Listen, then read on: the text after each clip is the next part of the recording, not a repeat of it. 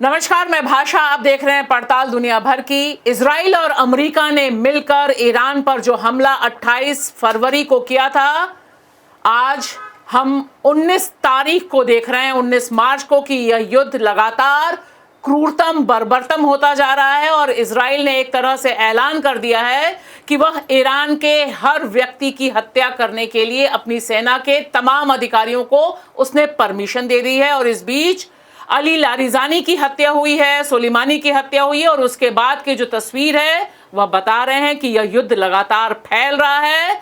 अब तक जिन चीजों पर हमला नहीं हो रहा था, उन अड्डों को, तेल के अड्डों को भी निशाने पर ले लिया गया है। तेल की कीमतें बढ़ रही हैं। इस पर चर्चा करने के लिए हमारे साथ स्टूडियो में मौजूद हैं प्रबीर पुरकायस्थ। तो प्रबीर, जो तस्वीरें ईरान से आ रही हैं और जिस तरह से अली लारिजानी, जो सबसे पावरफुल लीडर ईरान के बताए जाते रहे हैं और पॉलिसी फॉर्मेशन में बहुत अहम रोल रहा है, उनकी हत्या की, सुलेमानी की हत्या की इजराइल ने। उसके बाद जिस तरह से फ्यूनरल में भी लोग आए और उधर इजराइल खून खराबे पर उतारू है। इजराइल ने अनाउंस कर दिया कि अब वो परमिशन लेने की भी ज़रूरत नहीं होगी, हर ईरानी ऑफिशियल तक उनके लिए एक हत्या का टारगेट है। देखिए, ये तो साफ है कि जंग कभी भी किसी लीडर का मौत से ख़त्म नहीं होता। ख़ास तौर से जब आप शिया मुल्कों को देखेंगे, वहाँ पर भी शहदात का एक एग्जाम्पल भी है जी। तो मानते हैं कि शहदात एक ऐसी चीज़ है कि शहादत देंगे और आप और आगे तस्वीर आपका और भी उज्जवल होगा, जो भी समझे। पर यह परंपरा है उनकी। तो इसीलिए समझना कि मौत के डर से लीडर्स छुपे रहेंगे, बाहर नहीं आएंगे, ये ईरान ने किया नहीं। तो कहा हम हैं, मारोगे तो मारो, तो हमारी कंटिन्यूटी रहेगी। तो वो वही चीज़ हमारे सामने अभी भी आ रहा है। और लारिजानी की जो आप कह रहे थे, उसकी खासियत जो था वो कि हर जो विंग्स है सरकार की, उसके साथ उसकी ऐसे संबंध थे, तो उनका इन्फ्लुएंस पोस्ट की इतनी नहीं, उनका एक इन्फ्लुएंस सब पे था। तो कोऑर्डिनेशन के रूप में, समझ के रूप में। और ईरान के नेता लोगों को ऐसे नहीं समझना था कि गोमूर्ख हैं, जी जी, बस समझदार, पढ़े लिखे हैं। इनकी किताबें यूरोप के यूनिवर्सिटीज तक में पढ़ाई जाती हैं। और जो भी मिले हैं उनसे नेगोशिएशंस वो उसमें है। लारिजानी के एक क्या कहेंगे, एक इम्पैक्ट रहा है। तो इसीलिए इस तरह से उनको ख़त्म करना, क्या मतलब है ईरान और अमेरिका का, वो समझ में नहीं आ रहा है। डिकैपिटेटिंग स्ट्राइक्स जो कहते हैं कि सर काट लेंगे तो शायद मुल्क झुक जाएगा, ये नहीं होने वाला है। और ये साफ है, इसके बाद इतने बड़े पैमाने पे जंग चलते हुए, मिसाइल चल रहे हैं, बम गिर रहे हैं। अब देखिए कि लाखों की तादाद में लोग आए। और जो आप कह रहे हैं, वो ईरान के विदेश मंत्री ने भी कहा कि हमारे यहाँ एक व्यक्ति के मारे जाने से फ़र्क नहीं पड़ता, बल्कि रेजिस्टेंस और ज़्यादा मजबूत होता है। और इसकी तस्वीर हमें जलीली की नियुक्ति, जिस पोस्ट पर लारिजानी थे, उस पोस्ट पर जलीली की नियुक्ति हुई और इन्हें जिंदा शहीद का दर्जा ईरान इराक युद्ध में मिला था, क्योंकि इनका दाहिना पैर युद्ध में ख़त्म हो गया था। तो वही तस्वीर हम जो कह रहे थे, वही तस्वीर निकल के आ रही है कि कंटिन्यूटी जंग का तो रहेगा। और बल्कि लारिजानी को हटा देने से जो एक संभावना था कि शायद बातचीत करके, नेगोशिएट करके इसको ख़त्म कर सकते, वो भी कमज़ोर हो जाता है। कि लारिजानी के इसके एक्सपीरियंस था, उनकी एक भूमिका था, सारी वार्ता में शामिल थे। और दूसरे जो वेस्टर्न लोग इस पे पार्टिसिपेट करते थे, उनकी भी इनके साथ एक रिश्ता, संबंध। और इसीलिए वेस्टर्न वर्ल्ड में भी लोगों को लग रहा है कि अब किससे निगोशिएट किया जाएगा। अनजाने लोगों से नेगोशिएट करने इतना आसान नहीं है जी। और इसी बीच जो एक दूसरा बहुत चिंताजनक डेवलपमेंट हुआ है, जिस तरह से अमेरिका और इजराइल ने, बाद में ट्रंप का यह भी ट्वीट हमें दिखाई देता है कि वो कहते हैं कि ये जो साउथ पारस में, जहां पर ईरान का इतना बड़ा तेल का खजाना है, वहां पर हमला मैंने नहीं बोला, इजराइल ने बोला था। लेकिन फिलहाल वहां पे आग लगी हुई है, धू धू करके ये ऑयल फील्ड जल रहा है। ये ऑयल और गैस फील्ड है, पारस का बहुत बड़ा है, जो आप बता रही है। और उस पर अटैक इसीलिए ख़तरनाक है कि पूरे इलाके में ऑयल फील्ड्स है, गैस फील्ड्स है, तो उन पर अटैक अगर जारी रहेगा तो ये 1 महीना 2 महीने की बात नहीं है। जंग खत्म होने के बाद भी 1-2 साल तक ये आग लगी रहेगी। तेल और गैस मिलना मुश्किल होगा। इन जगहों से फिर उसको ख़त्म, आग बंद करके इंफ्रास्ट्रक्चर को दोबारा स्थापित करना, ये सब में 1-1.5-2 साल लग सकता है। तो इसीलिए ईरान ने और अमेरिका ने भी अब ऑयल इंस्टॉलेशंस पर हमला नहीं बोला था, अभी तक नहीं बोला था। अभी तक नहीं बोला था। जहाज़ों उनके निशाने में है, अगर आप जी हॉर्मुज़ स्ट्रेट वो से हम निकले, दिखाएंगे। हाँ, हाँ, जी। पर और वहाँ से टैंकर इसीलिए निकला नहीं। ठीक है, सही बात तो ये है कि टैंकर्स का जो इंश्योरेंस कॉस्ट है, वो बहुत था। हॉर्मुज़ अगर क्रॉस करें तो इंश्योरेंस कॉस्ट एकदम आसमान तक पहुँच जाता है। इन्होंने अपने टैंकर्स को उस खतरे में डाला नहीं। जी। तो ऑयल ट्रांसपोर्टेशन पर रोक था, पर ऑयल फील्ड्स, गैस फील्ड्स पे न कि ईरान ने हमला बोला था, न कि अभी तक इजराइल और अमेरिका ने हमला बोला था। अब शुरू हुआ है पारस ऑयल फील्ड्स, गैस फील्ड्स और पे इसके अटैक जवाब करके। में ईरान ने कतर में जो ऑयल फील्ड है LNG का, उस पर भी हमला बोला है। और पूरी दुनिया में इसे लेकर गहरी चिंता है इस समय, क्योंकि अब तक लग रहा था कि हॉर्मुज़ की खाड़ी से अगर ये प्रतिबंध हटा लिया जाए, पाबंदी जो हटा लिया जाए, तब तेल का मार्केट 1-2 महीने में नॉर्मल हो जाएगा, तेल का, गैस का मार्केट नॉर्मल हो जाएगा। अब लग रहा है तो अगर इंफ्रास्ट्रक्चर ख़त्म होता है इस इलाके का, तो बहुत बड़ा ख़तरा ये है कि ये तेल और बिना गैस के 1-1.5 साल दुनिया की अर्थनीति कैसे रहेगी। जी। और इसीलिए हमें यह भी दिखाई दे रहा है कि इस समय तेल की कीमतों में कितना उछाल है, और लोग बता रहे हैं कि $200 बैरल तेल पहुंच सकता है। अभी ब्रेंट क्रूड जो है $101 है, और एक क्रूड है कि $132 है। तो उछाल जो आया है वो देखते हुए लगता है कि अभी तो मेरे ख्याल से 113 पहुंच गया ब्रेंट क्रूड। आज का जो रेट है 113 है। तो इसको देखते हुए ख़तरा ये है कि तेल का दाम और गैस का दाम कहाँ पहुँचेगा, इसका कोई अंदेशा नहीं है अभी। $150, $200 हेडलाइंस है कि $200 पहुंच सकता है। और ईरान के जो आर्मी के स्पोक्स पर्सन है वो बोल रहे हैं कि ट्रंप की और इजराइल की नीतियों की वजह से $200 तक हो सकता है। तो इसीलिए ये खतरा दुनिया की अर्थनीति का बहुत बड़ा एक खतरा मानना चाहिए, क्योंकि एनर्जी से हर चीज़ रिलेटेड है ना, हर चीज़ एनर्जी उस पर चाहिए, बुनियादी चीज़ है। पानी और एनर्जी दो ही तो हमारा सिविलाइजेशन जो कहेंगे उसी पे चल रहा है। और ये आपने गलती की, आपने आग डिस्कवर कर लिया था, इसीलिए अब ये सब भुगत रहे। और ये जो नक्शा है, ये नक्शे में कोशिश की गई है कि जो स्ट्राइक्स हैं, जो हमले हैं, अमेरिका के जो और इजराइल के स्ट्राइक्स हैं वो ब्लू में हैं, और जो ईरान के स्ट्राइक्स हैं वो लाल में हैं। तो वो इस पूरे इलाके में जो हमला चल रहा है इस समय, क्योंकि हमले की तस्वीरें तो दर्शक देख ही रहे हैं, वो कितनी भयानक हैं। लगातार आग, और ख़ास तौर से अमेरिका और इजराइल तो रेजिडेंशियल एरियाज़ में जिस तरह से हमला कर रहा है, वह तो दर्दनाक दृश्य हैं। ये जो पूरा का नक्शा है, ये अपने आप में दूसरे ढंग की कहानी भी कह रहा है। एक चीज़ बताना चाहूँगा कि ईरान जो मुल्क है ना जी, ये बहुत बड़ा मुल्क है, इसको कम करके आंकना नहीं चाहिए। यूरोप का आधा साइज़ है उसका, वेस्टर्न यूरोप का आधा साइज़ है इसका, तो बहुत बड़ा मुल्क है। और बहुत डेंस पॉपुलेशन नहीं है, क्योंकि काफ़ी माउंटेनस है, पहाड़ी इलाके हैं, रेगिस्तान है। तो ये देखते हुए अगर इनको देखें, इधर जो बैठे हुए हैं, ये छोटे छोटे मुल्क जी, छोटे छोटे मुल्क हैं। कतर जो कह रहे हैं ये बड़े नहीं है, ये यूनाइटेड अरब एमिरेट्स भी छोटे हैं, इतने बड़े नहीं है। तो ये सब मुल्कों में जो कॉन्सेंट्रेटेड तेल की इंफ्रास्ट्रक्चर है उसको ख़त्म करना आसान है। और अमेरिका के बेसिस भी, अमेरिका की बेसिस तो इसीलिए वहाँ पर है, वो तो साफ हो गया कि किस लिए है।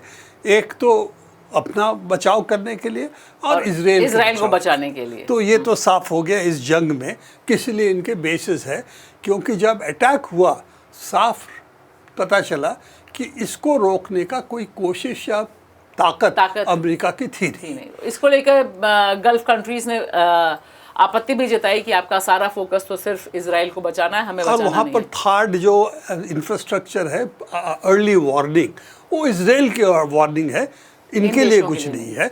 और साफ हो गया कि वो निशाना बन गए पर कोई फ़ायदा उनका हुआ नहीं। ईरान का जो भी मिसाइल स्ट्राइक्स हुआ उससे कुछ भी उसको प्रोटेक्शन नहीं मिला जी। तो अभी भी खर्ग आइलैंड पे अटैक हुआ तो उन्होंने कहा कि ठीक है हम भी कतर में करेंगे। तो कतर सबसे ज़्यादा उनके निशाने में है जी। साफ है कि कतर सबसे ज़्यादा उनके निशाने में है और वहाँ पर क्या होगा नहीं होगा देखना पड़ेगा। पर ये साफ है कि जो इंफ्रास्ट्रक्चर में अभी दागे हैं मिसाइल्स, उस इंफ्रास्ट्रक्चर 1-1.5 साल के लिए उस इंफ्रास्ट्रक्चर नाकामयाब रहेगा और यह खतरा दूसरों के लिए पूरी तरह से डिसफंक्शनल हो जाएगा, डिसफंक्शनल हो जाएगा। और सऊदी अरेबिया सबसे बड़ा मुल्क है, वो क्या करता देखना पड़ेगा। तो उनका ये भी है कि उन्होंने भी धमकी दिया आप करोगे तो हम भी कर सकते हैं, हम भी और भी आएंगे जंग में। पर करेगा क्या, ये सब मुल्क करेंगे क्या, ये है। क्योंकि एक हिसाब से अमेरिका की कठपुतली है। अब इनका स्टेक जो भी है दुनिया का है, साफ है, तेल दुनिया का यहीं से आता है। अमेरिका के पास तेल और गैस है, ये भूलना नहीं चाहिए। उनके लिए प्रॉब्लम यह है कि तेल और गैस के दाम अगर बढ़ेंगे तो उनकी अमेरिका के जनता जो है इस पर बहुत नाराज़ हो जाते हैं। वो गाड़ी के ऊपर उनकी पूरी मोबिलिटी गाड़ी पे है, हमारे जैसा नहीं है। और यूरोप में भी इसीलिए नाराज़गी बहुत तगड़ी है। हाँ, पर अमेरिका में जितना असंतोष तेल को लेके होता है और किसी जगह पे नहीं होता। अगर आप जाएंगे देखेंगे वहाँ पर कि लोग हर चीज़ों के लिए गाड़ी लेके जाते हैं। मार्केट करना है गाड़ी, स्कूल बच्चे के लिए जाना है गाड़ी, दफ्तर जाना है गाड़ी, और पब्लिक ट्रांसपोर्ट जो है उसका इस्तेमाल होता है। पर इस किसी और मुल्क से बहुत कम क्या कहेंगे अर्बन मुल्कों से बहुत कम है। तो ये उनका जो प्रॉब्लम है, गैस और तेल पे अगर प्रहार होगा तो एक प्रॉब्लम उनका ये है। और शायद इसीलिए ये नक्शा भी काफ़ी इम्पोर्टेंट है कि किस तरह से जो विरोध की आवाज़ें हैं, विरोध इस युद्ध के खिलाफ, वो काफ़ी तेज़ हुई हैं। अमेरिका में भी बहुत तेज़ हुई हैं। इसकी अलग अलग वजह, एक वजह आपने बताई कि वो महंगी तेल और महंगा गैस इस्तेमाल नहीं करना चाहते, लेकिन उनको ये भी लगने लग गया है कि ये सारा युद्ध अमेरिका को घसीट लिया गया है इजराइल की वजह से। ये जो प्रदर्शन हो रहे थे एक है ही, प्रदर्शन से और एक चीज़ जो है, उनकी जो ओपिनियन पोल्स आ रहे हैं उस पर साफ है कि ट्रंप का पॉपुलैरिटी बहुत गिरा है जी। और सिर्फ पॉपुलैरिटी नहीं गिरा है, ऐसे सेक्शंस में जो उनके साथ थे उस पर और भी गिरा है। तो इसीलिए ट्रंप अगर इस जंग को चलाएंगे तो क्या नतीजा होगा देखना मुश्किल है उनके लिए जी। तो ये कुछ प्रोटेस्ट की तस्वीरें हैं जो अमेरिका में जो प्रोटेस्ट हुए उनकी हैं। बाकी दुनिया में भी इस तरह के अनगिनत प्रोटेस्ट तमाम जगहों पर हो रहे हैं। ये तो उनका काउंटर टेररिज्म का जो चीफ है जी, जो केंट, उन्होंने अपना इस्तीफा दे दिया और ये मांगा है। तो मांगा बेस जो है उसमें भी दरार आई है। और उन्होंने बिल्कुल साफ कहा कि कोई थ्रेट नहीं था ईरान से, सिर्फ और सिर्फ इजराइल के लिए यह पूरा युद्ध खेला गया। उनका ये भी है ना कि मेक अमेरिका ग्रेट अगेन, तो उस पर तो Israel make Israel great again नहीं आता ना जी। तो एक मांगा वाला जो एक तो ये इशू रहा है। और ये भी है कि एक बहुत बड़ा सेक्शन जो मांगा में है ट्रंप से नाराज इस बात के लिए है। तो ट्रंप की पॉपुलैरिटी घटने के पीछे ये भी है कि उनकी कूल बेस, मेन बेस जो है उसमें भी बहुत क्या कहेंगे काफ़ी दरार आया। टकर कार्लसन हर रोज कुछ न कुछ कह अलग अलग बातें बोलते रहते हैं, पॉडकास्टर जो हैं। सो लिबरल लोग सिर्फ नहीं जो को मानते थे तो ऐसी है, पर उनकी कोर बेस, उनके अंदर भी दरार काफ़ी तगड़ा दिख रहा है जी। और यहाँ पर अब हम चलते हैं कि अभी जो स्थिति है उसमें ईरान की जो रणनीति है, क्योंकि ईरान लगातार धमकी दे रहा है उसने यह भी कहा है कि जो इंटरनेट केबल्स जा रहे हैं स्ट्रेट ऑफ हॉर्मुज से, उसे भी वह प्रभावित कर सकता है, काट सकता है, और पूरी की पूरे खाड़ी देशों को इंटरनेट विहीन करने की क्षमता उसके अंदर है। ये जो नक्शा है ये अपने आप में बहुत इंपॉर्टेंट है प्रवीर, किस तरह से तेल, हॉर्मुज खाड़ी, बाकी दृश्य जो इसमें दिखाई दे रहा है। देखिए 22 माइल जी, ये खाड़ी है, विड्थ, इसको रोकना बड़ा आसान है। बाएं हाथ का खेल जो आप स्ट्रेट ऑफ हॉर्मुज बोल रहे हैं जी। स्ट्रेट्स ऑफ हॉर्मुज की खाड़ी, स्ट्रेट्स ऑफ हॉर्मुज जी। तो इसीलिए इसको रोकना आसान है। तो ट्रंप ने पहले कहा दुनिया के सब मुल्क आए, स्ट्रेट्स ऑफ हॉर्मुज अगर नहीं खोली जाएगी तो सबकी इकोनॉमी पर असर पड़ेगी, आप लोग आइए। उनके एलाइज भी, नेटो एलाइज वगैरह जो है, उन्होंने बोला कि भाई हम इसमें नहीं है। तो दुनिया का कोई देश नहीं आया, उन्होंने चीन और भारत सबको ही बोला था कि आ जाओ भाई। चीन और भारत तो अलग, मैं आ रहा हूँ क्योंकि उनको तो उनकी कुछ टैंकर्स निकल रही है, सिर्फ चीन और भारत की निकल रही है, पर दूसरे मुल्क इसमें नहीं आ रहे। सबसे ज़्यादा खतरा किनको है? तेल को लेके वेस्टर्न यूरोप को। क्यों? रूस से तेल उन्होंने बंद कर दिया खरीदना, अभी भी खरीदते हैं, कम कर दिया। नॉर्थ सी के ऑयल पाइपलाइन ब्लो अप कर दिया। किसने किया? अभी भी बहस चल रही है, पर इसमें कोई दो राय नहीं है। अमेरिका तो उसमें भी हाथ रहा है। तो उनका ये था कि आप सबसे ज़्यादा फंसे हो, अमेरिका को कहना है यूरोप को, आप लोग आइए।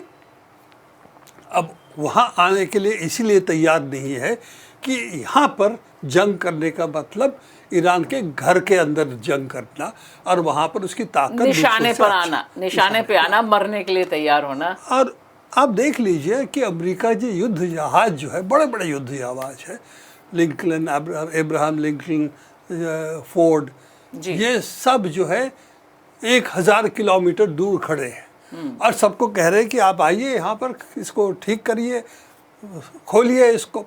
कौन आने वाला है? आप करके दिखाई। हाँ, और इसीलिए बहुत ट्रम्प बौखला के नेटो से कह रहे हैं कि मैं इससे भी बाहर आ जाऊंगा, ये भी कर दूंगा। रोज एक दूसरे ढंग का ड्रामा उनका चल रहा है। कुछ भी करे, पर सवाल तो ये है कि हॉर्मुज की खाड़ी खुलने वाला नहीं है। 4 जहाज, तेल के जहाज, चाइना को ईरान ने परमिशन दी है बातचीत करके। इंडिया का 2 जहाज़ों को परमिशन मिला है यहाँ से निकलने का, पर उससे हमारा काम नहीं चलेगा क्योंकि हम बहुत बड़े पैमाने पे इन पर निर्भर करते हैं तेल के लिए। चीन का और भी रास्ता है क्योंकि वो रूस से आता है, नॉर्थ सी से आता है टैंकर्स, उनके पास पाइपलाइन, और नॉर्थ से रूस से तेल आने की संभावना उनके पास है। तो वो इफेक्टेड तो है, हमारे तरह इतना नहीं है। और साउथ ईस्ट एशिया में तेल कमी होगा तो साउथ ईस्ट एशिया को भी प्रॉब्लम काफ़ी होगा। तो यहाँ पर प्रॉब्लम्स तो है हम दोनों को, पर उसके लिए गर्दन हॉर्मुज की खाड़ी में कोई नहीं फंसाने वाला है। इसलिए सतीश आचार्य का ये कार्टून भी बहुत इंटरेस्टिंग है, जिसमें उन्होंने ट्रंप को ही दिखा दिया कि उनकी गला फंसा हुआ है यहाँ पर हॉर्मुज में। जी हाँ, तो ये एक जो पाइपलाइन की बात है जो बाईपास करेगी हॉर्मुज को, सऊदी का जो प्लान है, सऊदी अरेबिया का एक पाइपलाइन है, वो गल्फ ऑफ ओमान तक जाता है दूसरे तरफ। उसको हूतीस ने पहले बंद किया था, अभी तक हूतीस इस जंग में आए नहीं है। तो इनका है, और यूएई के भी है कि वो भी जो है तेल बाईपास करने की उनकी भी एक है ना, यहाँ से ये देखिए ना, हाँ वही यहाँ से जो है आता है, देखिए। तो यहाँ इन दोनों के लिए कुछ बाईपास करने की क्षमता है, पर ये मत भूलिएगा ईरान के निशाने में लाना इसको इतना मुश्किल नहीं है। सऊदी अरेबिया थोड़ा दूर है तो थोड़ी सी उनको बचाव है, पर यहाँ तो ये निशाने में ला सकते हैं। पर इन दोनों का कुछ तेल अभी बाहर जा रहा है गल्फ ऑफ ओमान से यहाँ पर, और ये भी गल्फ ऑफ ओमान ही है, पर वो रेड सी से, वो जो उसका बात कर रहे थे हम, हॉर्मुज को बाईपास करके जो पाइपलाइन जा रही है वो उस पर जा रही है, हॉर्मुज की खाड़ी जो है उस पर जा रही है। वहाँ पर हूतीस उनको अगर निशाने में लेंगे तो उनकी प्रॉब्लम हो जाएगी। देखना पड़ेगा कितना तेल, पर जिस पैमाने पे तेल चाहिए उसके मुताबिक ये बहुत कम है। तो दुनिया की इकोनॉमी के लिए एक बहुत बड़ा फर्क पड़ने वाला इन सब से नहीं है। तो प्रवीर, जो दिखाई दे रहा है कि संकट लगातार बढ़ रहा है, तेल की कीमतें बढ़ रही हैं, हमले बढ़े हैं, और साथ ही साथ जिस पर कम चर्चा है वह लेबनान है, क्योंकि लेबनान पर जिस तरह से इजराइल हमला कर रहा है और यह ऐलान कर रहा है कि वह दूसरा गाजा बनाएगा, नेस्तनाबूद करने पर उतारू है, वह भी कम खौफनाक नहीं है। सही है। और लेबनान हम पहले भी बहुत बार जिक्र कर चुके थे। अब जो है साफ है कि लेबनान का 1/3 हिस्सा वो अपने कब्ज़े में लेना चाहते हैं, पर रेजिस्टेंस वहाँ जारी है। जो सोचते थे कि ये लोग ख़त्म हो गए, कोई रेजिस्टेंस नहीं है, यहाँ कुछ कर नहीं पाएंगे हिजबुल्लाह, वो साफ़ है कि हिजबुल्लाह का रेजिस्टेंस है। उन्होंने रियाम किया कुछ हद तक, उसके मिसाइल्स जिस नॉर्थ इजराइल पे गिर रहा है।